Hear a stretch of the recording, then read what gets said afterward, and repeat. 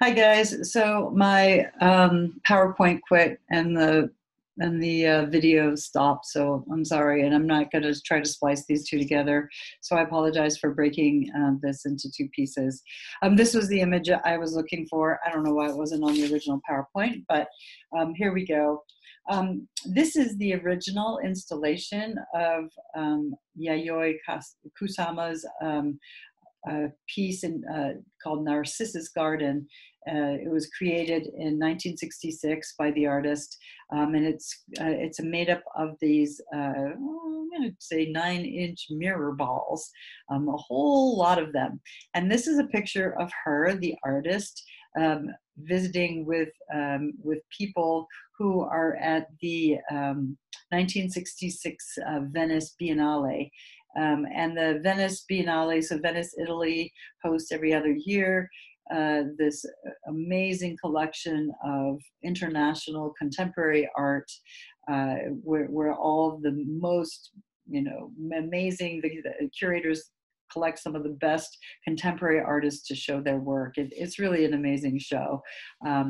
There's a couple of shows like this around the world. One of them is in New York City, but this one in Venice is cool. I got the chance to go to it a couple years ago, and was totally blown away. It's in their armory, which is at the kind of the bottom of the peninsula where Venice is. And the reason she was here, okay, so let's go back. I'm going to have to introduce her better to you. Kusama has been playing with roughly the same form for the last several decades, because she is no longer young like this. And that is the circle, or the dot. She's been called the Princess of Polka Dots, and throughout her career, she has returned to the dot as a visual motif and a symbol of herself and of the world. Kusama claims that her fascination for dots came as a result of hallucinations she suffered as a child, where her whole visual field became overrun by single images, nets, flowers, or the ubiquitous dots. She channeled this experience into a philosophy of what she called self-obliteration, where being overwhelmed is kind of a celebratory choice instead of a feverish ordeal. So she just kind of embraced this sense of being overwhelmed. She was a brilliant self-promoter. She came to the United States as a 20-something in the late 50s, and she made connections with many important artists of the time. And by the mid-60s, she had her first major gallery show in New York City. The next year, she held her first exhibit of this one that you're looking at the Venice Biennale. And this Narcissus Garden is a work done on a variation of that theme. And it consisted of 1,500 plastic silver-coated mirror balls that she set up on the grass outside of the exhibition hall. She wasn't officially invited by the curators who put together the show, including the Japan. There's some different booths by country, and Japan also didn't invite her, and so so she kind of set up this exhibit on her own, almost as a protest for not being included, which is interesting. And it was a real controversy. She started selling the balls to people for $2, for $2. So she would, meet people. She would sell them one of the silver balls for $2, and her sign said, "Your narcissism for sale." Of course, this raised a huge uproar, and the authorities of the show eventually shut her down. But she had already gotten a great deal of attention. And it was really interesting, because what she was doing was interpreted as being a criticism of the commercialism of high art, the commercialism of the art world, which is really just what we've been talking about with pop art. So one of the questions is was she doing that? So okay, so here's a question. I'm going to have you answer another VoiceThread question for me here on Kusama's Narcissus Garden. So what is narcissism, you guys? And why did she call it that? Why did she call it Narcissus Garden? What is it about what she was trying to do? What is it about the balls that she was using that why did she call it that? Why was she selling these mirror coated balls? And was it the ball that was the art, or was it the performance that was the art?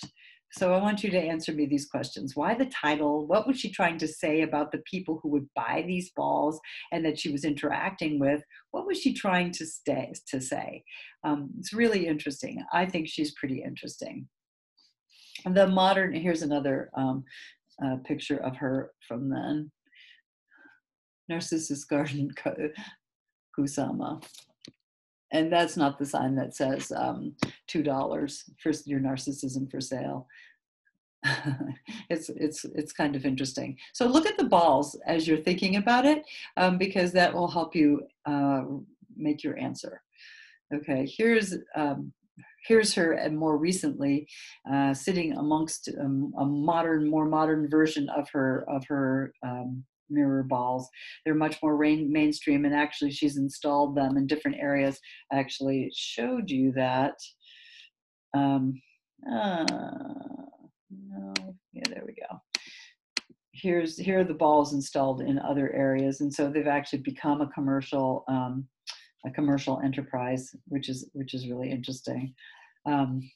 So, all right, let me show you one more piece by Kusama before I move on, and that is this piece. This is called Infinity Room, and it is so cool. When you walk into Infinity Room, which is an installation that she made, I had the opportunity to step into one of her Infinity Rooms at the Whitney Biennial several years ago, and it was just so cool. So she hangs these lights, lots of lights, in a room that's not that big, but it is made to look really big because all four sides of the room are covered with mirrors. So just like with the Narcissus Garden, where the ball is covered with mirrors, so is the Infinity Room covered with mirrors. So the space looks like it goes on forever, which is really, really cool. Okay, here's another of hers. All right, I am going to stop right here and just briefly take a look at this piece. This is called 1 in 3 Chairs by artist Joseph Kossuth. And I think this is a really interesting piece because it goes back to Duchamp's The Fountain. You guys, here we have 3 images, right? 3 things. We have a photograph of a chair, we have a chair, and we have the definition of a chair. Are these 3 chairs? Is any one of them not a chair? Kind of interesting. Once again, playing with that idea of reality. What's reality? What's art? All right, and the last thing I'm going to talk about is environmental art. And yeah,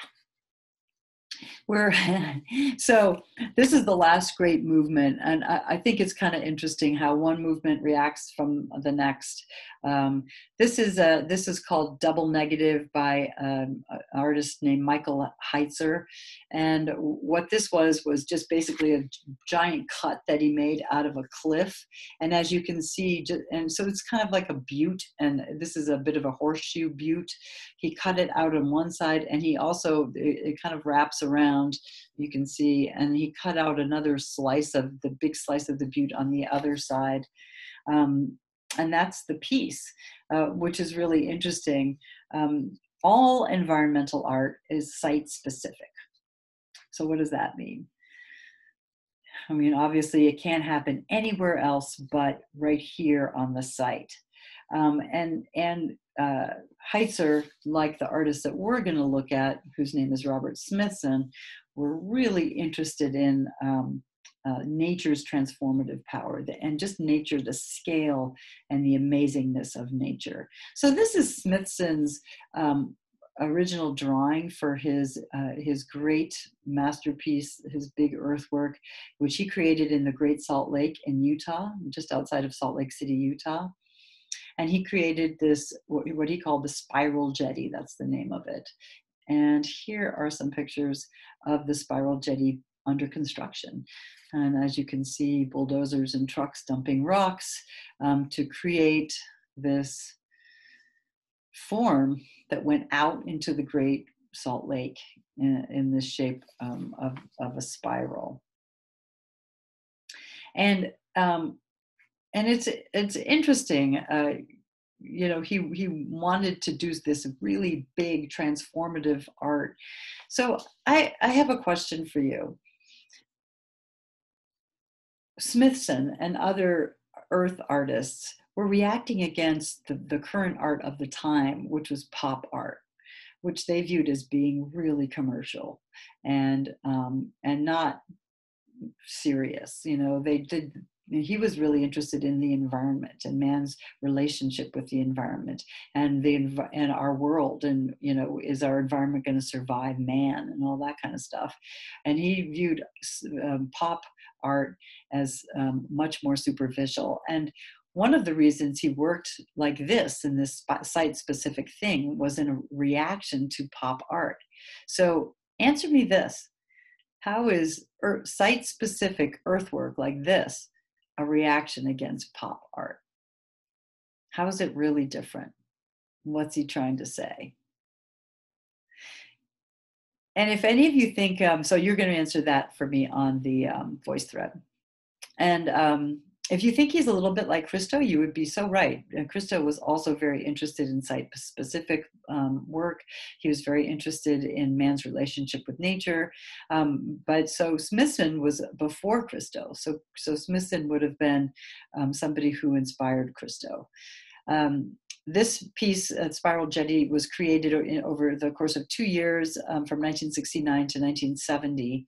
And it's super interesting. And of course, there's a lot of, so I kind of want to talk a little bit about what I just asked you a question for. But not only can this not fit in a gallery, of course, can he build this all by himself, right? Whereas the pop artists were these okay, so I'm going to let you answer the question. All right. So why the spiral shape? What's a spiral? It's one of the most primordial forms on Earth of life, right? It is like the galaxies, the DNA, seashells, our eyes. It's yin and yang. It's this is an amazingly amazing shape about the evolution, about life. And he was extremely drawn to the Great Salt Lake because of its salt content, for one thing, and the fact that it was kind of this really seemed like an ancient primordial site. Certainly, it's so salty that a lot of life can't live there. He was very fascinated with the concept of entropy. And if you guys are, I'm sure, aware of what that is, this gradual degradation of matter and energy in the universe. And he was very interested in reacclimation and how nature reclaims itself. Once man is gone, nature comes back and takes things back, which I think we've been noticing lately during the COVID isolation as well. Nature comes back when we step back a little bit. It also relates to, of course, spiritual topics as well. His scientific spirituality illustrates man's ongoing desire to understand ourselves through nature and also to control our world through symbolic acts. One of the things he really loved about this was that the salt would build up around the edges, and you can see that easily. And he also loved how the red algae collected in the inner coils of the spiral, which is kind of interesting. It also sticks out. Here, I'm going to show you another picture. It sticks up out of the water more, or it gets submerged more. Whoops. This is a satellite picture. the one down here, which is kind of interesting. So it for a few years, not that long ago, it was completely submerged because the Great Salt Lake, the water level had risen. And so the spiral jetty went completely underwater. I think it's back showing again, but for a long while, it actually went under. And so that would have thrilled him too. So he was interested in how his creation would react in an ongoing way with nature. And unfortunately for us, he died very young in an automobile accident. So he didn't, although he did create a few other works, he did not get to live to see the fact that his jetty still exists in the world today. Okay, you guys, believe it or not, that's it. I'm not going to talk on this about Robert Venturi, who is the very last artist. I will let the reading do the work on that.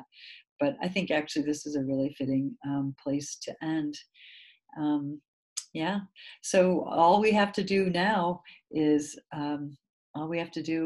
review. So you're ready for the test if you feel like taking it. That's it. I'm going to stop. And I'm also going to stop recording. Bye.